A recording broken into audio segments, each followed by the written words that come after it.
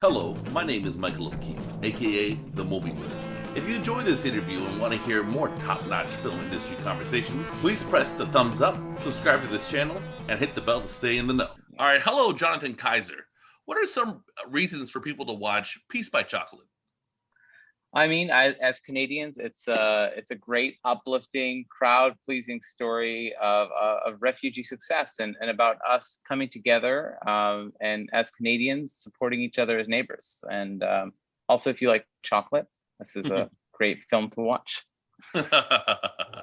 It's definitely for people who like tantalizing pictures of food. This is one good reason to watch the movie. So tell me about your co-writer and your writing process with him.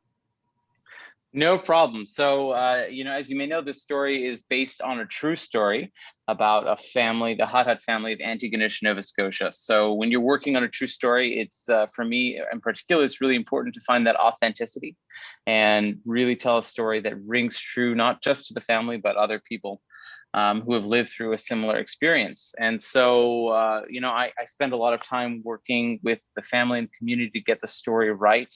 And that led me to start the first draft of the script myself. But after that, I really wanted to bring on another exciting Canadian writer. Abdul Malik, based in Edmonton, Alberta, was the right fit. We had a great rapport together. We were able to bounce ideas back off and really find the best flow for the story. So he was a great fit. I had a lot of fun, and I think the audiences will enjoy what we came up with. Well, I know I did. Amazing. Thanks. Great. Yeah, it was a lot of fun. It was definitely it was the perfect start the day movie. I watched it at like 10 a.m. and I just felt good about myself or about things in general going forward of the day. Good. I'm glad to hear that. Even at 10 a.m. Yeah, at 10 a.m. I like watching movies in the morning, but maybe if you watch it at night, you'll have very pleasant dreams. I'm not sure. Okay, well, good to know. So, have you experienced a racist backlash with the movie? No, not at all. Thankfully so. I think this is a story of hope and inclusivity. And chocolate is a great medium to have that conversation.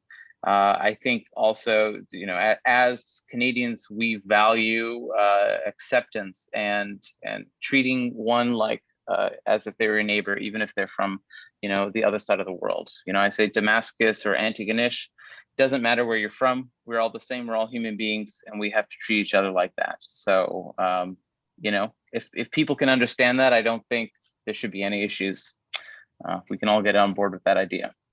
Well, I'm really happy to hear that, actually. That's a big relief. And everything you said was true. So tell me about the chocolate. How good is this chocolate? Well, I like chocolate. This is one of the things that drew me to this story. I have to say that the Haddad story, they've gotten lots of media attention the past, 3.5 years.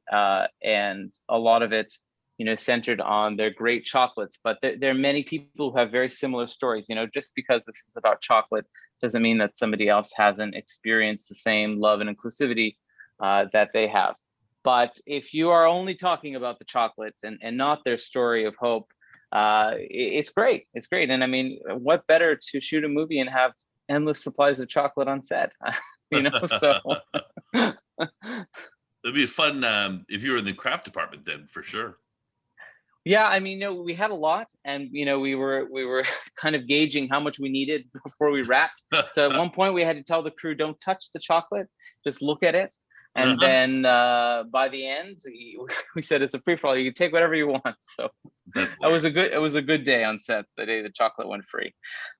That's funny. And where can people get this chocolate? From the company itself, peacebychocolate.ca is their website. I believe it's in most Sobeys stores across Canada or the affiliated brands, IGA, etc.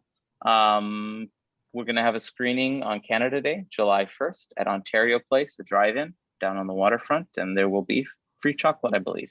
Oh, wow. So that's a good way to get it too. Definitely. That doesn't hurt at all. So whose idea was it to make this movie, and how have the people who are depicted in the movie reacted to it? Whose idea? It was my idea to make the film for All sure. right. Uh, I'll just say it, it's no problem. Yeah. But it came out of this really, I found, and I think a lot of other Canadians found, a very exciting time. When Justin Trudeau announced he was going to bring 50,000 refugees in a matter of months to Canada, and we were all kind of watching to see how this would happen. And this story came out of the news coverage of tracking families and seeing how they were adjusted to their new communities. And I grew up in Nova Scotia myself in a really tight knit community, and I had great experiences of the support that comes with knowing your neighbors and being able to walk down the street and have a sense of place. So when I read the story about the Hadhads and how the Antigonish community came together, immediately I knew there was something really important that I needed to do and tell, and it translated into a film, and the family, we've had really great support from the community. I've had integration from the real life characters from the start, so I think everybody's very pleased on what we accomplished together. So That's great. That's great. So is it fun to be a part of the Tribeca Film Festival activity? of course. I mean, every filmmaker wants to be at one of these great festivals, and especially this lineup has so much diversity. I mean, there are films from all over the world, and I think there's 5 Middle Eastern themed films, including ours, in this festival. And it's just really great to see, especially the large festivals, taking diversity seriously, and inclusion and acceptance, and promoting that on a really large platform like Tribeca. That's fun. And are you in New York City? I am right now, yeah, just for another few Cool. days, but yeah, it's good to be back. Yeah, you like New York City a lot? I do. It's really, again, the multiculturalism is really fun. I mean, I live in LA, so we Mhm. have a lot of that there too. But Mhm. it's a great place. That's great. Yeah, both great cities. So, what cinematic influences do you draw upon for the movie? I mean, I won't necessarily mention, particular directors. I think, the one thing I'm very pleased about from a cinematic standpoint, and this film, is the use of the camera. It very much plays a character. 95% of it was shot on Steadicam. So the camera is, moving between a 2-shot to a 1 to a close-up. It's really playing with the characters as if it was a character itself. And I love that fluidity and energy that the camera can bring to a scene. And that was something that I really tried to keep through the whole film, and very pleased how that turned out. Cool. Who was your cinematographer? It's the cinematographer Benoit Beaulieu out of Montreal, and he was great. Lots of fun. He's a guy who can work with anything in any situation, and very flexible. And that's the kind of person you want on set to have beside you. Talk to me about your crew in general during the shoot. And do you think filmmaking in Canada is getting better? I mean, I think when you say getting better, it means it was not so good in the first place. I think Canadian filmmaking is great. It's a really strong industry. We have incredible government support that you don't see, in only a few other countries in the world. So, and I have to thank Telefilm Canada, of course, for being a primary financier for the project. The crew, I mean, fantastic. We shot in the middle of January 2020, and it's in the middle of winter.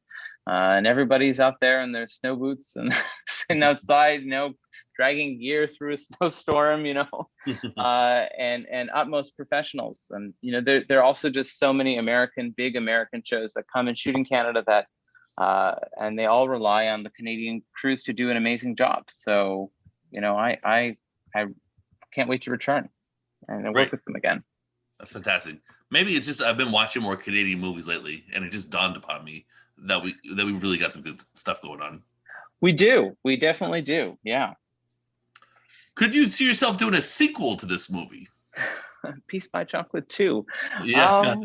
I don't know. I'll say that the Hadhad story is continuing to evolve. It's really amazing what this family has accomplished with the support of the community.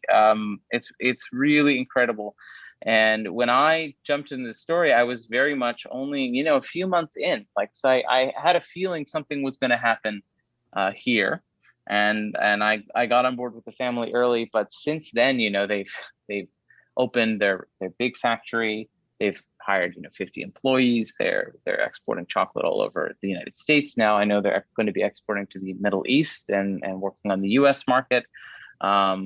So who knows? Maybe something will come part 2. I think it'd be kind of fun, maybe like to get one every 10 years, make it like a trilogy. I'm sure the family would love that. I could just dedicate my life to continuing to tell the story. But there are many stories to tell. But this is, hopefully we'll see something else about them. So, yeah. Well, Jonathan, thanks for your time and for helping break down hatred through cinema. Beyond the entertainment value, what do you want viewers to ultimately take away from your movie, Peace by Chocolate? It's a line straight out of the film. Neighbors, newcomers, they're all the same to me. And that's the ultimate message, that, it doesn't matter where you're from. We are all the same, and we need to treat each other like that despite our differences. And, it's really important to listen to people who have a different point of view as yourself. And you don't have to agree with it, but at least have a conversation, right? And that's what I hope the film does. Absolutely. Well, thank you very much for your time, and have a great day. Thanks, Michael. I appreciate it.